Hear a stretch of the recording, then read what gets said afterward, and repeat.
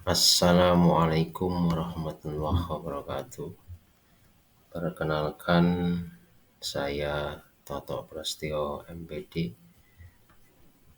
calon guru penggerak angkatan 9 Kabupaten Batang. Perkenankan, saya akan menyampaikan koneksi antar materi modul 2.3 coaching untuk supervisi akademik.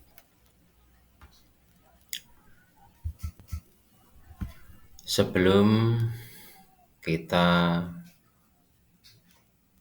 sampaikan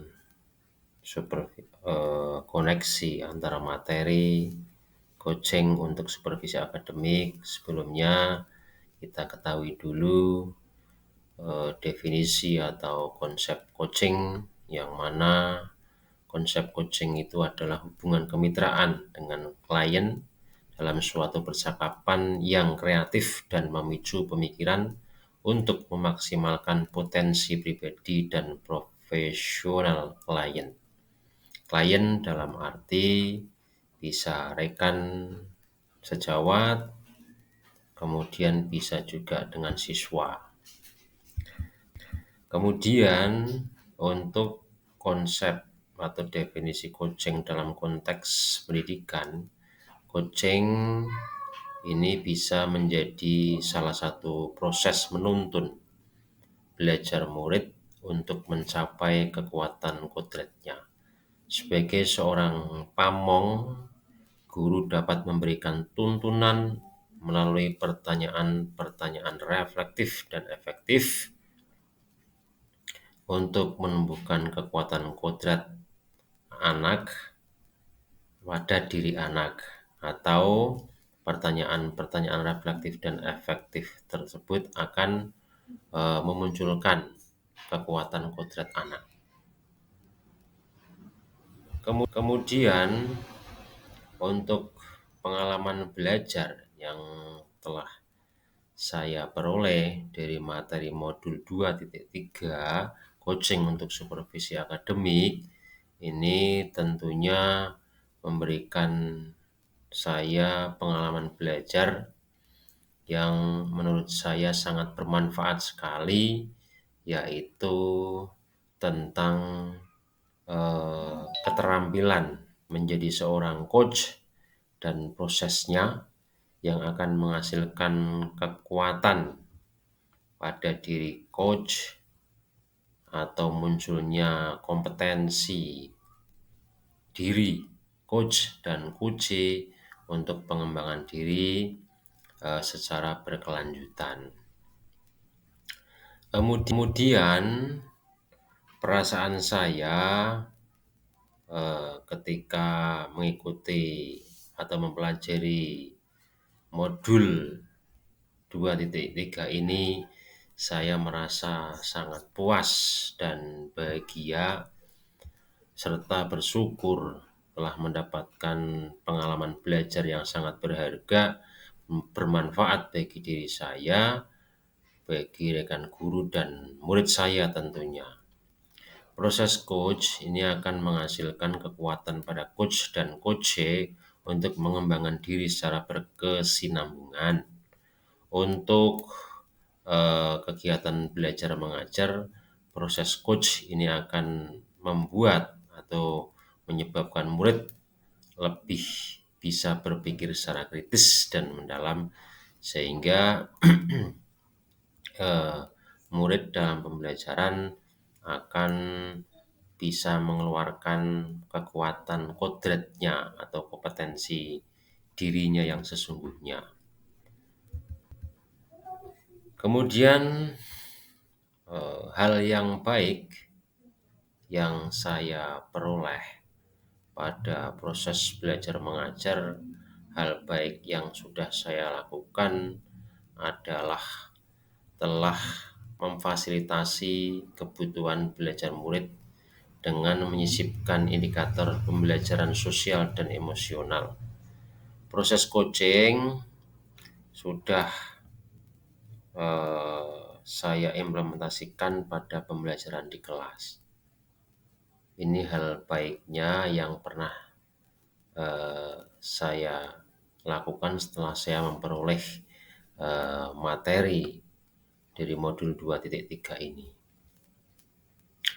Kemudian ada beberapa hal yang perlu perbaikan pada diri saya setelah saya memperoleh pengalaman belajar dari mempelajari modul 2.3, yaitu bahwa saya masih memiliki kekurangan dalam kemampuan saya melakukan analisis kebutuhan atau identifikasi kebutuhan siswa. Kemudian saya juga masih ada kekurangan kemampuan menciptakan pertanyaan-pertanyaan reflektif pada proses coaching. Padahal hal ini sangat penting, makanya saya mengidentifikasi kekurangan saya untuk perbaikan ke depannya. Kemudian keterkaitannya dengan kompetensi diri saya ini dari pengalaman belajar yang saya peroleh dari modul ini tentunya dapat menambah pengetahuan dan kompetensi tentang proses pembelajaran diferensiasi dan PSE. Kemudian dalam proses pembelajaran, kemampuan memfasilitasi kebutuhan belajar murid bagi saya juga saya merasa sudah cukup bisa sehingga pembelajaran menjadi lebih efektif. Artinya dari mempelajari modul ini berkaitan dengan kompetensi diri saya yang telah mempelajari modul sebelumnya, yaitu tentang pembelajaran berdiferensiasi dan pembelajaran sosial dan emosional. Kemudian saya akan mencoba menganalisis tentang topik yang saya sampaikan ini, koneksi antar materi coaching untuk supervisi akademik, dengan mencoba memunculkan atau membuat pertanyaan-pertanyaan reflektif untuk perbaikan tentunya. Pertanyaan yang pertama, apa indikator keberhasilan proses coaching? Menurut saya, proses coaching ini akan menghasilkan sesuatu yang bermanfaat bagi coach maupun coach apabila coach mengimplementasikan langkah-langkah proses coaching. Langkah-langkah proses coaching ini bisa menggunakan teknik rasa dalam mendengarkan secara aktif dan bertanya. Kemudian proses coaching menggunakan alur percakapan tirta. Ini akan membantu. Dengan melakukan langkah-langkah tersebut, keberhasilan proses coaching ini akan lebih terlihat dan bermanfaat untuk pengembangan diri coach maupun munculnya kompetensi atau kekuatan diri pada diri coach. Selanjutnya, bagaimana keterkaitan coaching dan supervisi? Keterkaitan coaching dan supervisi ini adalah dengan paradigma berpikir coaching, supervisi akademik dapat dilihat sebagai sebuah persamaan kegiatan yang berkelanjutan yang dapat meningkatkan kompetensi guru. Kemudian ada persamaan tujuan, yaitu untuk pemberdayaan dan pengembangan kompetensi diri dalam rangka peningkatan performa mengajar dan mencapai tujuan pembelajaran. Ini pendapat dari Glickman 2007 dan DARES 2001. Artinya ada keterkaitan antara coaching dan supervisi.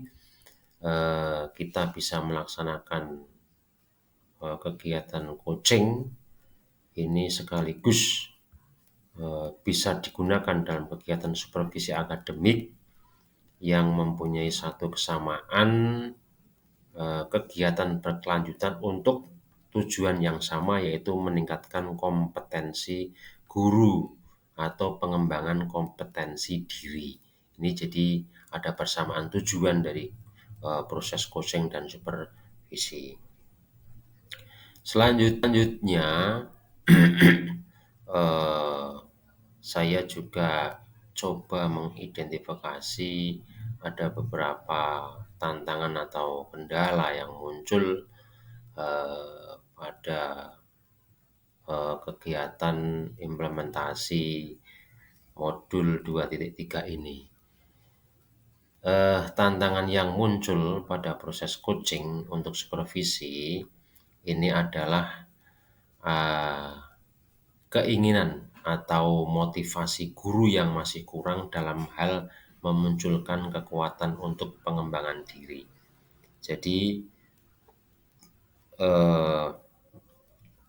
artinya guru enggan melakukan komunikasi untuk memperoleh coach atau adanya proses coaching, sehingga untuk memunculkan kekuatan pengembangan dirinya masih kurang.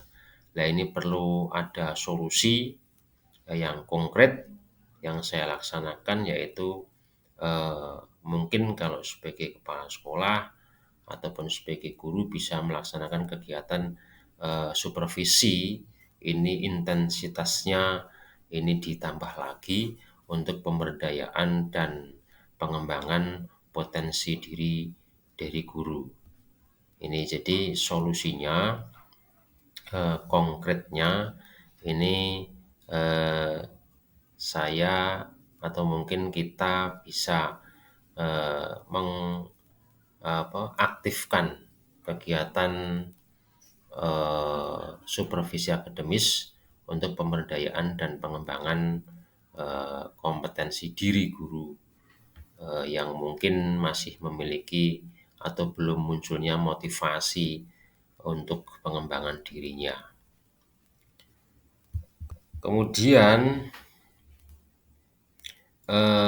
pada masa yang dahulu sebelum mempelajari modul ini, dalam proses belajar mengajar, sebenarnya saya telah mengimplementasikan pembelajaran berdiferensiasi yang hasilnya cukup bisa memfasilitasi atau memenuhi kebutuhan belajar murid. Nah, hasilnya pembelajaran murid lebih bermakna dan terlihat keaktifan dan peningkatan hasil belajar pada diri murid. Namun, murid masih belum bisa memunculkan kekuatan kodratnya atau kompetensi pada dirinya.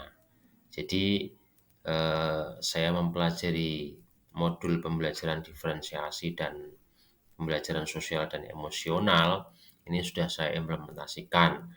Nah, sekarang saya mempelajari modul 2.3 coaching untuk supervisi akademis. Ini tentunya akan saya terapkan di masa yang akan datang. Ini mungkin saya akan menerapkan pada proses belajar mengajar, akan saya implementasikan pembelajaran diferensiasi untuk memenuhi kebutuhan belajar siswa dengan pembelajaran sosial emosional untuk melatih kecerdasan sosial dan emosional murid. Untuk menambah kebermaknaan pembelajaran dan memunculkan kekuatan kodrat pada diri murid, ini saya akan implementasikan proses pembelajaran yang berdiferensiasi dengan PSE atau pembelajaran sosial emosional disertai dengan prinsip coaching. Nah, ini tambahan ya, dengan prinsip coaching pada pembelajaran agar dapat memunculkan kompetensi atau kekuatan kodrat pada diri murid. Jadi, pembelajaran diferensiasi nanti ada pembelajaran sosial emosionalnya, kemudian juga di masuki dengan prinsip coaching pada pembelajaran tersebut, nanti diharapkan bisa memunculkan kompetensi atau kekuatan kodrat pada diri murid. Demikian Bapak dan Ibu guru hebat dimanapun berada, materi modul 2.3, koneksi antar materi modul 2.3, coaching untuk supervisi. Mohon maaf manakala ada kekurangan. Terima kasih sudah memperhatikan. Salam dan bahagia. Sekian. Assalamualaikum warahmatullahi wabarakatuh.